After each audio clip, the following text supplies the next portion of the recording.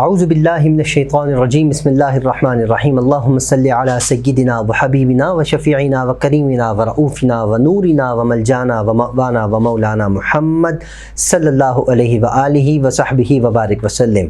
یا صاحب الجمال و یا سید البشر من وجهک المنیر لقد نور القمر لا يمکن الثناء کما کان حقہ بعد از خدا بزرگ تو ایک قصہ مختصر۔ محترم ناظرین اکرام، السلام علیکم ورحمۃ اللہ وبرکاتہ۔ میں ہوں آپ کا میزبان حافظ حامد رضا نورانی اور آپ دیکھ رہے ہیں پروگرام نور ہدایت۔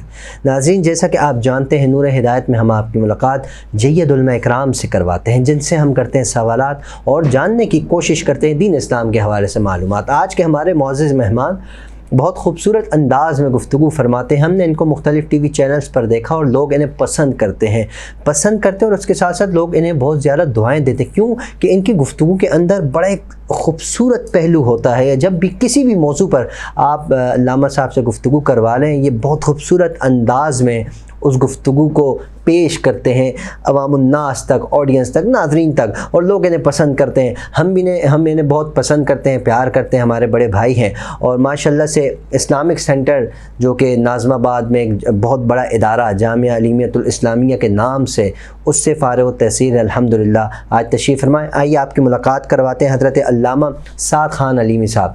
السلام علیکم علامہ صاحب۔ وعلیکم السلام ورحمۃ اللہ وبرکاتہ۔ حضرت کیسے مزاج، خیریت سے ہیں جی؟ آج آپ پہلی مرتبہ نور ہدایت کے پروگرام میں تشریف لائیں۔ یقین جانیے مجھے بے حد خوشی ہو رہی ہے آپ کے آنے سے، کیونکہ آپ گفتگو بہت خوبصورت انداز میں کرتے ہیں۔ اور آج جس موضوع کے لیے ہم نے آپ کو مدعو کیا ہے، ناظرین جیسا کہ آپ جانتے ہیں، یہ موضوع کچھ یوں ہے کہ ہم پچھلے کچھ عرصہ دراز سے دیکھ رہے ہیں، ہمارے پاکستان میں اگر کسی بھی قسم کا کوئی پرابلم ہوتا ہے، ہم اپنوں کو نقصان دیتے ہیں، ہم اپنے بھائیوں کی گاڑیاں جلاتے ہیں، ہم اپنے بھائیوں کے آفس جلا رہے ہوتے ہیں، ہم اپنے بھائیوں کے گھر جلاتے ہیں۔ مسلمان آپس میں بھائی ہیں، لیکن اس کے ساتھ ساتھ ہم وطن بھی تو ہے نا۔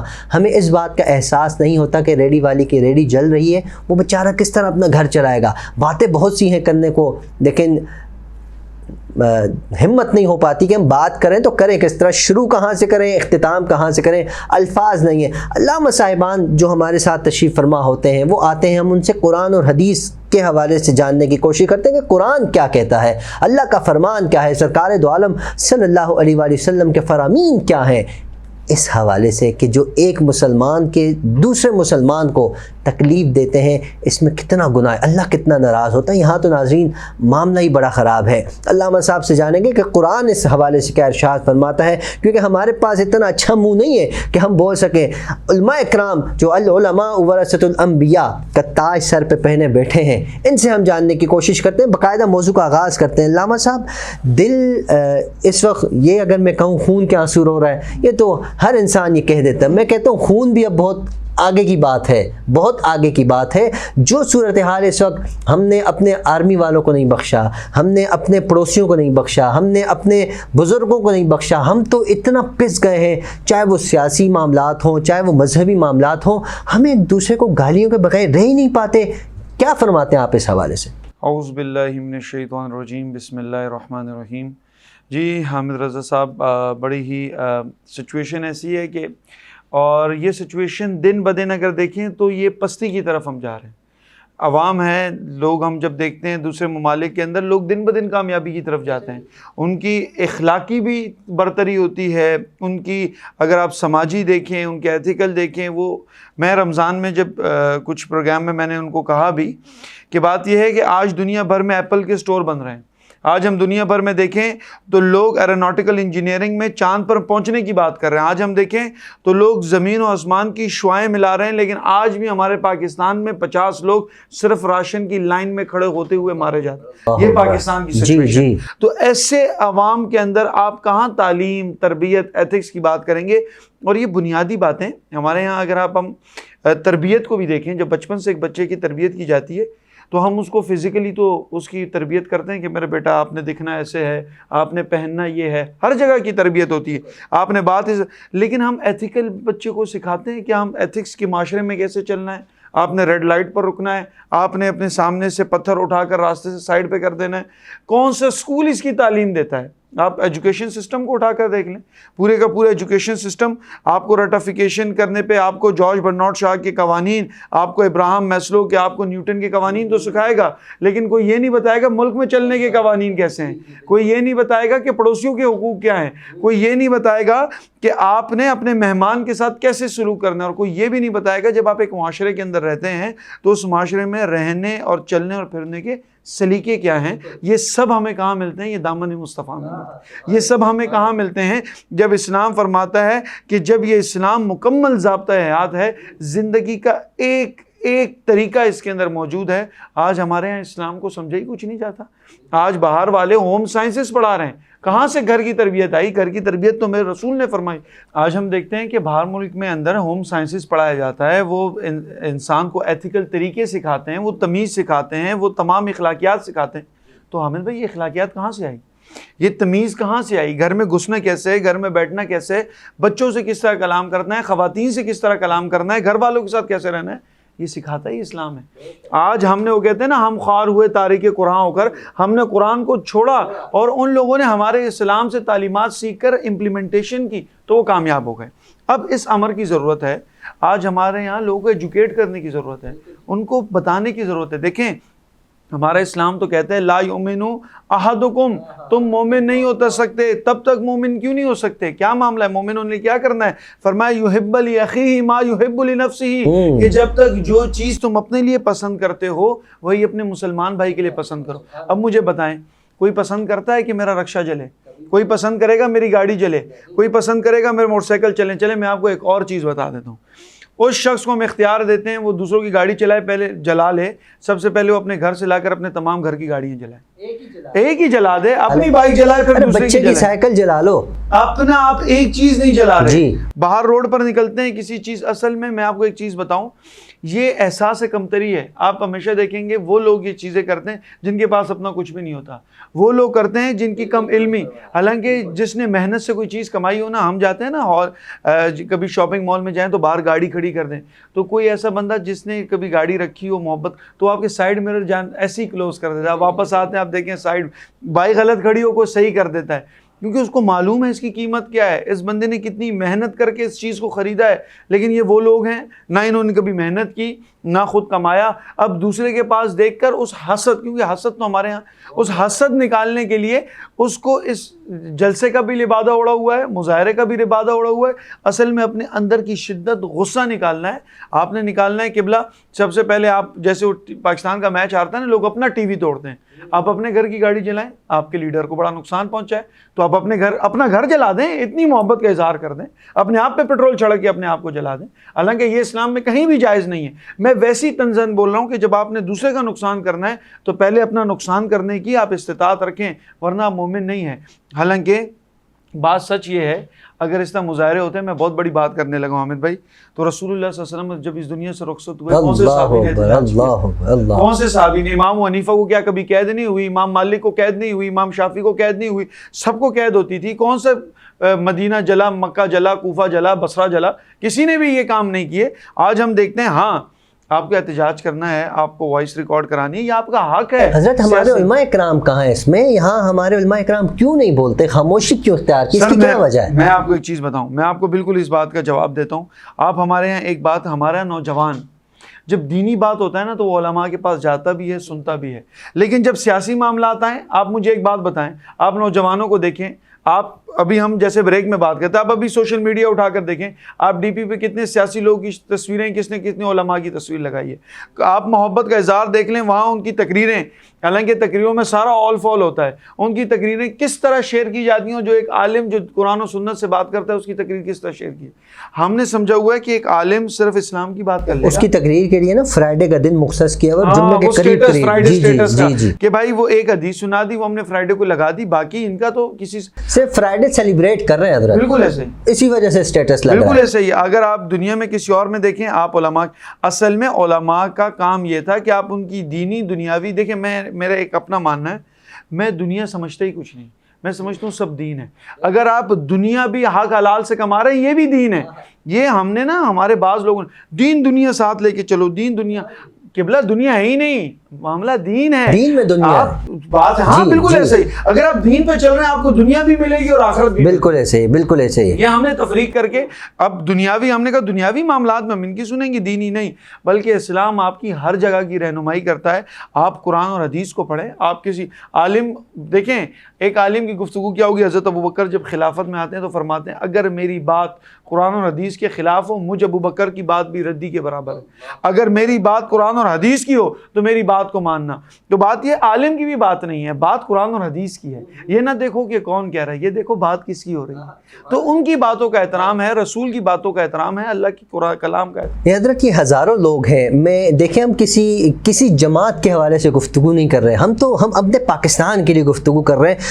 جس نے جلایا وہ بھی میرا بھائی, جس کا گھر جلا وہ بھی میرا بھائی, اور جو دیکھ رہے ہیں وہ بھی ہمارے بھائی, اور جو سہ رہے ہیں وہ بھی سب ہمارے بھائی ہیں. ہم وطن ہیں ہم, لیکن ہم اس بات کو آخر کیوں نہیں سمجھ رہے. یہ آج سے تو نہیں چلتا رہا, میں چھوٹا سا تھا تب سے دیکھ رہا ہوں, میں بڑا ہوتا جا رہا ہوں ابھی بھی دیکھ رہا ہوں. جو سلسلہ چل رہا ہے یہ رکنے والا ہے. مجھے ایسا لگتا ہے جب میں اور زیادہ بڑا ہو جاؤں گا میں یہ دیکھتا رہوں گا. اس سے آخر ہم چھٹکارا کیسے حاصل کر سکتے ہیں؟ علماء کرام کیا فرماتے ہیں اس حوالے سے, آپ ارشاد فرمائیے گا. جی بالکل, اس کے حوالے سے میں آپ کو ایک چیز بتاؤں. دیکھیں ہر چیز کا ایک نظم و ضبط ہوتا ہے, ہر چیز کا ایک طریقہ کار ہوتا ہے. جب اس طریقے پر ہوتا ہے وہ ٹھیک رہتی ہے. یہ ٹوپی ہے نا, میں نے سر پہ پہنی ہوئی, اس ٹوپی کی بھی شان ہے, میری بھی شان. اگر میں اس کو پیر کی جگہ پر پہننا شروع کر دوں, اس فلسفہ یہ ہے کہ چیز کی اہمیت تب ہے جب اس کی اصل پر ہو. احتجاج بھی آپ کا تب مانا جائے گا, یا آپ نے اپنا حق ہے جب آپ اس کو پراپر ایک جگہ پر کریں, ورنہ وہ چیز صحیح بھی غلط ہو جاتی ہے. آپ بالکل احتجاج کریں, آپ اپنی بات کو ریکارڈ کروائیں, لیکن اس کا مکمل نظم و ضبط ہے. آپ کے کراچی پریس کلب ہے, آپ اس کے باہر آئیں, مخصوص جگہ ہے, اپنی بات زبانی کلامی اپنی بات پہنچا سکیں. لیکن اس طرح کسی کے گھر جلانا, کسی کا روڈ جلانا, بھلے پاکستان ایک کہتے ہیں نا کہ بات یہ ہے کہ اسلام تو اس چیز کی بات کرتا ہے کہ راستے سے ایک پتھر بھی ہٹا دو تو یہ سب سے بڑی نیکی, اس سے زیادہ کیا ہوگا.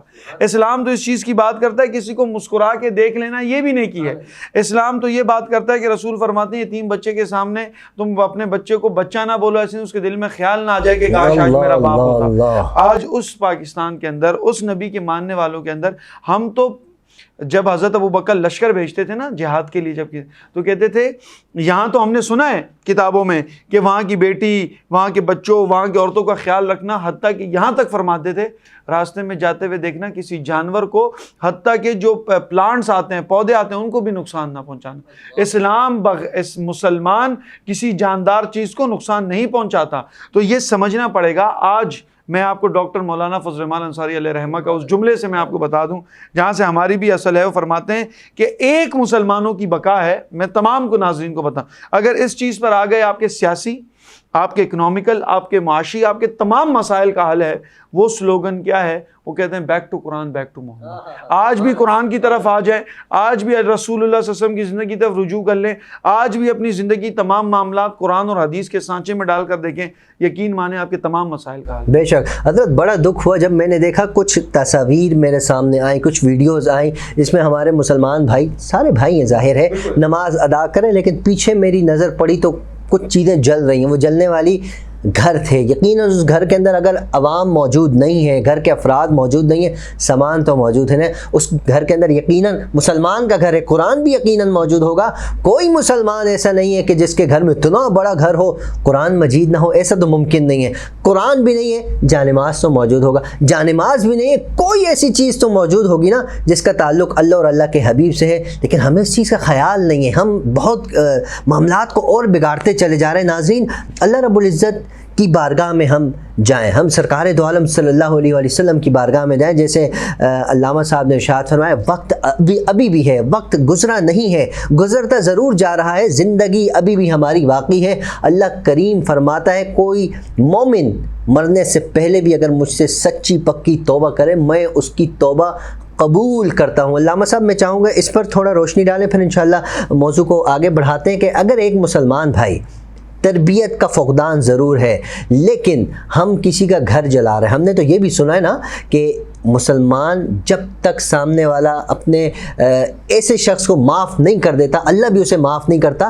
تو یہاں تو سلسلہ بہت زیادہ پھیل چکا ہے, تو کیا ایسے شخص کی بخشش ہو سکے گی؟ سوال تھوڑا عجیب سا ضرور ہے لیکن بس ہے، کر دی حضرت۔ جی بالکل ایسا ہی ہے کہ جیسے آپ نے حقوق اللہ حقوق العباد کی طرف اشارہ کیا کہ حقوق اللہ یہ ہیں کہ اللہ کے حقوق ہیں، نماز، حضرت معذرت کے ساتھ آپ کی بات میں کاٹ رہا ہوں کیونکہ میں نہیں چاہتا میری کبھی بھی کسی بھی بات پر کسی کی دل آزاری ہو۔ اس کا یہ مقصد نہیں کہ مجھے اور ہمیں کیمرہ مل گیا تو ہم کچھ بھی بول دیں، ہمیں اس چیز کہتے، اس لیے میں بہت دبے دبے لفظوں میں گفتگو کر رہا ہوں کہ کسی کی دل آزاری نہ ہو۔ لیکن میں اگر یہ سوچ رہا ہوں تو ناظرین آپ کو بھی سوچنا چاہیے کہ پتھر اگر کسی کو مارے تو کسی کے شیشے پہ جا کر لگے تو ہو سکتا ہے اس کو زور سے آواز آئی ہو، اس کے سر میں بھی درد ہو سکتا ہے، آپ کی قیامت میں اس پر پکڑ ہو سکتی ہے۔ علامہ صاحب سے جانتے ہیں۔ جی بالکل، جیسے کہ آپ نے کہا کہ حقوق العباد ہوتے ہیں وہ تب تک معاف نہیں ہوتے جب تک کوئی آپ کو معاف نہ کر دے۔ وہ کہتے ہیں نا کہ رسول اللہ صلی اللہ علیہ وسلم نے فرمایا کہ میں بس ایک ہی حدیث کی طرف سے آپ کو بتاؤں گا کہ فرمایا کہ سب سے ناکامیاب شخص یا جو سب سے زیادہ قیامت میں خسارے میں کون ہوگا؟ تمام صحابہ فرماتے ہیں یا رسول اللہ سب سے زیادہ خسارے میں کون سا شخص ہوگا؟ کہا اللہ و رسول عالم فرمایا سب سے زیادہ خسارے میں قیامت کے دن وہ شخص ہوگا جو بہت ساری نیکیوں کے ساتھ آئے گا، اس کے بعد بہت سارے روزے، حج، زکوٰۃ، اس نے بڑی بڑی سبیلیں لگائی ہوں گی۔ جب وہ قیامت کے دن آئے گا، اللہ کے سامنے حضور پیش ہوگا تو ایک دم لوگ آئیں گے، فرمائیں گے یا اللہ اس نے میرے ساتھ فلاں ظلم کیا، اس نے میرے ساتھ فلاں معاملہ کیا۔ اللہ فرمائیں گے اس کے بدلے اس کی ایک ایک نیکی لیتے جاؤ۔ لوگ اس کی نیکیاں لیتے جائیں گے حتیٰ کہ یہاں تک آ جائے گا کہ اس کی تمام تر نیکیاں ختم ہو جائیں گی۔ پھر لوگ پھر آئیں گے، کہا کہ اللہ اس نے میرے ساتھ بھی ایسا کیا ہے۔ اب اللہ فرمائیں گے تم اپنا گناہ اس کو دیتے جاؤ حتیٰ کہ جتنے وہ ثواب لے کر آیا تھا اتنے اس کے پاس گناہ جمع ہو جائیں گے۔ رسول فرماتے ہیں وہ شخص قیامت میں اور اس پورے جہاں میں سب سے زیادہ خسارے میں، سب سے زیادہ ناکامیاب ہے۔ آج ہم دیکھیں اس دنیا میں ہمارا مقصد کیا ہے کہ ہم کامیاب ہو جائیں، ہم پروگریس کر لیں۔ قیامت میں بھی دیکھیں قیامت کی کامیابی کس میں، کہیں ہم دنیا کو کامیاب کرنے، کہیں ہم اپنے لیڈر کو خوش کرنے، کہیں ہم اپنی جماعت کو خوش کرنے میں اللہ کو تو ناراض نہیں کر رہے۔ یاد رکھیں کہ اللہ سب سے زیادہ ناراض جب آپ اس کے بندوں کو تکلیف پہنچاتے ہیں تب ناراض ہوتے ہیں۔ میں اس کی چھوٹی مثال آپ کو دیتا ہوں۔ ایک ماں ہے، اگر آپ اس کے بچے کو ماریں یا اس کے بچے کو تکلیف پہنچائیں، سب چھوڑیں، اگر آپ کسی بچے کا کھلونا توڑ دیں اس کی ماں کے سامنے، وہ بچہ روئے تو اس کی ماں سے برداشت ہوتا ہے؟ بالکل نہیں۔ وہ رب جو 70 گناہ وہ بھی ایکسپلین کرنے کے لیے کہ 70 گناہ، حالانکہ جو اللہ کا 70 ہے وہ ہمارا 70 تھوڑی ہے، ان محبت کرتا ہے۔ آپ وہ جب روئے، اس کی آنکھ سے آنسو نکلیں تو یقین جانی حضرت پوری زمین لرز جاتی ہے۔ میں خاتون کی سٹوری پڑھ رہا تھا، وہ ان کے بارے میں بزرگوں کا واقعہ ہے کہ ان بادشاہ کے سامنے ان کا ایک گھر تھا، تو بادشاہ نے کہا یہ چھوٹی سی جھوپڑی ہے، میرے بادشاہ محل کے شان نہیں ہے، تو اپنے رعایا کو کہا اس کو گرا دو۔ جب وہ بوڑھی عورت آتی ہے، وہ اپنی چھوٹی سی جھوپڑی دیکھتی ہے، وہ بیٹھتی ہے، کہتی ہے اللہ میں نہیں تھی تو تھا، تو نے نہ دیکھا کہ میری جھوپڑی گری، میں نہیں، یہ جو جملہ ہے نا میں نہیں تھی تو تھا، یہ 3 بار ہی کہا، وہ بادشاہ کا پورا محل نیست و نابود ہو گیا۔ یاد رکھیے آج آپ کے بڑے بڑے مکانات ہیں، آپ سمجھ میں اس کے اندر محفوظ بیٹھا ہوں، لیکن اللہ کی لاٹھی بے آواز ہے۔ اس غریب کی جھوپڑی، اس غریب کے سارے ارمان، اس غریب کے تمام تر زندگیوں کی محنت مشقت سے کمائی ہوئی چیزیں آپ اس کو نقصان پہنچا رہے ہیں، تو یاد رکھیں جب تک آپ اس کا حساب نہیں دیں گے تو آپ کا چھٹکارا نہیں ہوگا۔ بالکل چھٹکارا نہیں ہوگا۔ جو آپ نے واقعہ ارشاد فرمایا، یقین مانیے ہماری آنکھیں نم ہوگی، یقیناً ہمارے ناظرین اگر دل رکھتے ہیں ان کی بھی آنکھیں نم ہوئی ہوں گی۔ ناظرین ہم گاڑی تو جلاتے ہیں، ہم یہ نہیں دیکھتے اس گاڑی کے پیچھے کتنے افراد جڑے ہوئے ہیں۔ ہم لیڈیز کو سڑکوں پر گھسیٹتے تو ہیں، یہ نہیں دیکھتے کہ اس کے پیچھے کتنا بڑا کنبہ ہے۔ کسی ایک کی بھی دل آزاری ہوگی تو قیامت والے دن پکڑ ہو سکتی ہے، ہو سکتی کیا ہے، ہوگی پکڑ، جب تک آپ اس بندے یا اس بندی سے معافی نہیں مانگ لیتے۔ آپ کی بات سے بس ایک جملہ، بہت خوبصورت آپ نے بات کی کہ آپ کو نہیں پتا اس کے پیچھے کتنا بڑا کنبہ ہے۔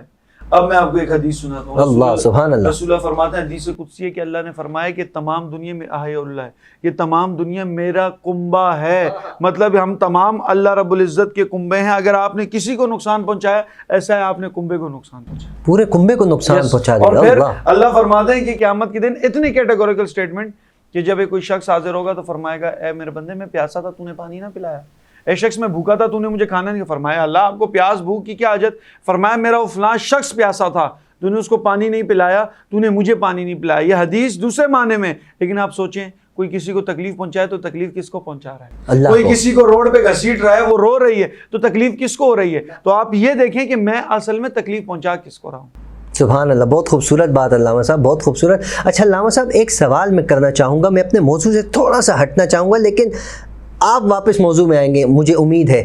ناظرین دیکھیں، ہم تعلیم سے محبت کرتے ہیں، کیوں کہ تعلیم ہمیں تربیت دیتی ہے۔ تعلیم اگر اچھی تعلیم اگر آپ حاصل کرتے ہیں تو اچھی تربیت آپ کو دے گی۔ یقیناً علامہ صاحب آپ کا اسکولنگ سسٹم سے بھی ایک اچھا تعلق رہا ہے، آپ نے اسکول بھی پڑھا، کالج بھی پڑھا، یونیورسٹی لیول تک آپ ماشاءاللہ تعلیم ابھی بھی حاصل کر رہے ہیں، اس کے ساتھ ساتھ آپ نے درس نظامی کا بھی کورس کیا۔ میں چاہتا ہوں یہ ارشاد فرمائیں ہمارے ناظرین کو، تاکہ ہمارے ناظرین بھی اس سے سیکھ سکے کہ آپ نے جو کچھ پڑھا، اسکولنگ سسٹم بھی، مدرسہ سسٹم بھی، تو آپ کس کو زیادہ فوقیت دیتے ہیں، ارشاد فرمائیے اور اس کی وجہ بھی بتائیے گا۔ جی بالکل، تعلیم تو تعلیم ہے۔ میں نے جیسے آپ نے کہا، میں نے او لیولز بھی کیا، اے لیولز بھی کیا، جو دنیاوی تمام علوم جو آپ کہتے ہیں، اور میں بیرٹ لاء بھی کر رہا ہوں، لیکن میں نے ساتھ میں درس نظامی بھی کیا جامعہ علیمیہ اسلامیہ سے، الحمدللہ اللہ رب العزت نے یہ مجھے اعزاز دیا۔ لیکن اگر آپ بات کریں کہ تعلیم کے، وہ ہوتا ہے نا کہ ایک ایسی تعلیم جس نے آپ کی زندگی سنوار دی ہو، تو وہ مدرسے کی تعلیم تھی، وہ استادوں کی شفقت۔ میں ہمیشہ جہاں بھی بیٹھتا ہوں تو میں ضرور نام لوں گا، ہمارے ادارے کے مدیر ہیں، پرنسپل ہیں علامہ سرفراز صابری، ان کی بڑی میرے اوپر احسانات ہیں۔ انہوں نے پوری زندگی، جب بھی میں ادارے میں پڑھا تو خصوصاً ان کی شفقت رہی، انہوں نے ہر معاملے میں ہماری مدد کی۔ تمام اساتذہ، علامہ پروفیسر ذوالقرنین صاحب ہو گئے، علامہ ابو یاسر مکی صاحب ہو گئے، علامہ عابد مسکین صاحب ہو گئے، علامہ کاشف یمنی صاحب ہو گئے، علامہ حکیم مفتی عمیر محمود صاحب ہو گئے، علامہ حکیم زہیب سمول صاحب ہو گئے، تمام جتنے اساتذہ ہیں ان سے ہم نے بنیادی عربی عبارتیں سیکھی، ان سے ہم نے بنیادی چیزیں سیکھی۔ آج ہم یہاں جو بیٹھے ہیں بات کر رہے ہیں، الفاظ ہمارے ہیں، جذبات ان کے ہیں، ہم بات تو کر لیتے ہیں، ثواب ان کو ہی پہنچتا ہے۔ اور وہ جو شفقت تھی نا، یقین کریں، وہ جو تربیت تھی، وہ جو حاصل ہوئی ہے، میں اب اس لیے دل رو رو کے، میں اب اسکول سسٹم میں پڑھا رہے ہیں ہمارے یہاں تعلیم ہے، تربیت کی کمی ہے۔ اچھا علامہ صاحب دیکھیں، اللہ نے آپ کو بھی ہمت دی ہے، آپ بھی پتھر اٹھا کر ایک مار سکتے ہیں، ڈنڈا آپ بھی لے کر گھوم سکتے ہیں، آپ بھی 2-3 کو ٹائٹ والا لگا سکتے ہیں، لیکن تربیت کی بات ہو رہی ہے، یہ وہ کہتے ہیں نا کہ ہم بھی تمہیں تمہارے انداز سے جواب دے سکتے ہیں، لیکن ہماری تربیت اس طرح نہیں ہوئی، تربیت آڑے آ جاتی ہے۔ تو مدرسے میں جو میں نے سیکھا، ہمارے یہاں ادب سکھایا جاتا ہے۔ امام غزالی فرماتے ہیں میں نے 20 سال ادب سیکھا، 2 سال تعلیم سیکھی، کاش میں وہ 2 سال بھی ادب سیکھ لیتا۔ تو ادب جو ہے، وہ کہتے ہیں نا کرینوں میں سے ایک کرینہ ہے۔ تو جب آپ ادب سیکھتے ہیں دین میں، جب آپ چلنے پھرنے کے آداب سیکھتے ہیں، دیکھیں میں آپ کو ایک چیز بتاؤں، آپ جتنے بھی بڑے قابل ہو نا، اگر کسی سے آپ کی دشمنی ہو نا، وہ کہے گا ہاں قابل ہوگا اپنی جگہ، لیکن آپ کے اخلاق اچھے ہو نا، وہ کہے گا ہاں ہے تو دشمن، لیکن یار بندہ بڑا اچھا ہے۔ تو آپ کی تربیت ہو، آپ اپنی زندگی میں ہمیشہ فوکس کریں۔ میں بس والدین کو ایک چند نصیحتیں، اور اس کے بعد کہ ہم اپنے بچوں کی تربیت دیکھیں 5 ڈائمنشنز میں ہوتی ہے، فزیکل، ایسٹیٹیکل، مورل۔ جب ہم اور سارے ڈائمنشنز میں دیکھتے ہیں کہ ہمارا بچہ مہمانوں کے سامنے صحیح بیٹھے، ہمارا بچہ دیکھے صحیح، تو آپ یہ دیکھیں کہ آپ کے بچے کی اخلاقیات کیسے ہیں۔ آپ کے بچے باہر جاتا ہے تو اس کو باہر معاشرے میں چلنے کی تمیز ہے۔ اور دوسری بات یہ کہ ہمارے ہاں جتنی تربیت اولاد پہ بات ہوتی ہے، کسی نے ہم اس پہ پروگرام کریں گے کہ تربیت والدین بھی بڑی ضروری ہے۔ ہمارے یہاں لوگوں کو پیرنٹنگ نہیں آتی، تربیت کے خود اشارہ توڑیں کہ بیٹا اشارہ نہیں توڑنا، باہر جا کر بول دو ابو گھر پہ نہیں، اور ہم امید کرتے ہیں کہ بچہ سچ بولے، اس طرح نہیں ہے۔ تو ہمارے یہاں والدین کی بھی تربیت کی ضرورت ہے۔ ہم خود اشارہ توڑتے ہیں، کہتے ہیں بیٹا اشارہ نہیں توڑنا، کہہ دو گھر پہ ابو نہیں ہے۔ تو یہ سب چیزیں ہم بچوں کو سکھا رہے ہیں انکانشیسلی۔ تو ہمارے یہاں والدین کے، آپ رسول اللہ صلی اللہ علیہ وسلم کو دیکھیں کہ جب حضرت فاطمہ زہرا رضی اللہ تعالیٰ عنہ داخل ہوتی ہیں تو خود اپنی کرسی سے، اپنے ممبر سے کھڑے ہو جاتے ہیں اور عزت دیتے ہیں، احترام دیتے ہیں۔ حالانکہ اللہ رب العزت نے نکاح ان کا آسمانوں پر طے کر دیا، فرمایا کہ علی کے ساتھ ہوگا، پھر بھی حضرت فاطمہ سے پوچھتے ہیں، معلوم ہے منع تو کبھی نہیں کریں گی، کبھی منع کیا ہی نہیں۔ تو یہ تربیت سکھائے امت کو بتانے کے لیے، جب بیٹی کے رشتے ہوں تو بیٹی سے اس کی رائے لی جائے، پوچھا جائے، بیٹے سے بھی پوچھنا چاہیے، بیٹے سے بھی پوچھنا، ہم سے بھی پوچھا جائے، ایسی بات نہیں، تو بیٹے سے بھی پوچھا جائے، بیٹی سے، کیونکہ زندگی کا فیصلہ ان کے لیے ہے۔ تو اپنے بچوں سے پوچھا جائے، اپنے بچوں کو عزت دی جائے۔ یہ نہیں کہ آپ جب نصیحت بھی کریں تو رسول اللہ صلی اللہ علیہ وسلم جب ان کے ساتھ کھیلا جائے۔ ایک حدیث میں آتا ہے، بس میں اس کے ساتھ اپنی گفتگو کا اختتام کروں گا۔ ایک حدیث میں آتا ہے رسول اللہ صلی اللہ علیہ وسلم جب راستے سے گزر رہے ہیں تو دیکھا امام حسین کھیل رہے ہیں، تو امام حسین، اب محبت دیکھیں، ہمارے یہاں جب کوئی بڑا بوڑھا ہوتا ہے نا، بڑا، تو وہ بچے سے محبت کا اظہار نہیں کرتا، کہتے ہیں نہیں میرے اس میں بےزتی میں۔ تو رسول اللہ صلی اللہ علیہ وسلم نے ہاتھ ایسے کھول دیا امام حسین کے لیے، تو بچہ ہوتا ہے وہ کبھی ادھر دوڑیں کبھی ادھر۔ رسول اللہ صلی اللہ علیہ وسلم میں تمام اصحاب کے ساتھ جا رہے ہیں، تو بچے کو پکڑنے کے کبھی دائیں ہوتے ہیں دوڑنے کے لیے، کبھی بائیں ہوتے ہیں۔ بچہ آگے دوڑتا ہے، رسول پیچھے امام حسین کے دوڑ کے ان کو ایسے گود میں پکڑ کے اٹھاتے ہیں اور چوم کے فرماتے ہیں یا اللہ میں حسین سے بڑی محبت کرتا ہوں، تو بھی اس سے محبت فرما۔